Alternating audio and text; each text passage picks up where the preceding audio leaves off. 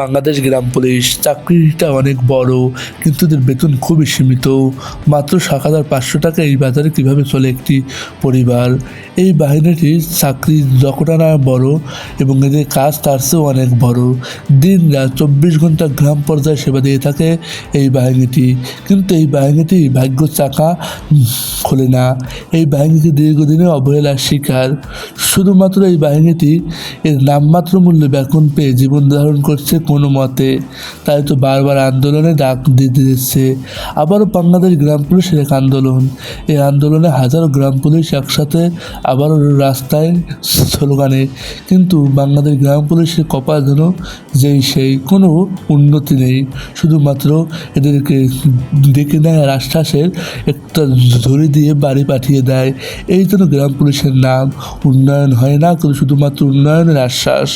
বারবার এই এক শব্দতে বেঁধে আছে বাংলাদেশ গ্রাম পুলিশ নামক এই শব্দটা। এই শব্দটা আজকের নয়, ১৭৮০ সালের দিকে এই বাহিনীটি তৈরি করে ব্রিটিশ শাসকরা। আর এই বাহিনীটি পুরো দক্ষিণ এশিয়ায় অবস্থিত আছে। মূলত বাংলাদেশ, ভারত থেকে শুরু করে নেপাল কিন্তু মিয়ানমার, এই বাংলাদেশ গ্রাম পুলিশ বাহিনীটির অবস্থান সব জায়গায়।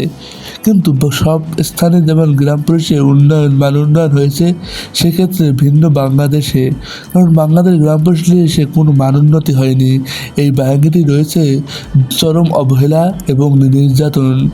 মানে যে বাহিনী খাবার খেতে পারে না, তার নিচে নির্যাতন আর কিছুই হতে পারে না। বারবার দাবি আদায়ের জন্য রাজপথে নামলেও হয়নি কোনো সুরাহা। তবে এখন নাকি ভাগ্য খুলবে এমন আশ্বাস বারবার নেকারা দিয়ে থাকে, কিন্তু দিন শেষে ফলাফল হয় জিরো। একবার নয়, দুইবার নয়, বারবার গ্রাম পুলিশ বাহিনী রাস্তায় নেমে এসেছে। এদের রয়েছে গেজেট, কিন্তু হয়নি প্রজ্ঞাপন জারি। এই বাহিনীটি বড় দুঃখী বাহিনী। বন্ধুরা, ভিডিওটি যদি তোমাদের ভালো লাগে থাকে সাবস্ক্রাইব করে দাও, পেজটি ফলো করে দাও। এই বাহিনীটির পাশে দাঁড়াও ভিডিওটি শেয়ার করে।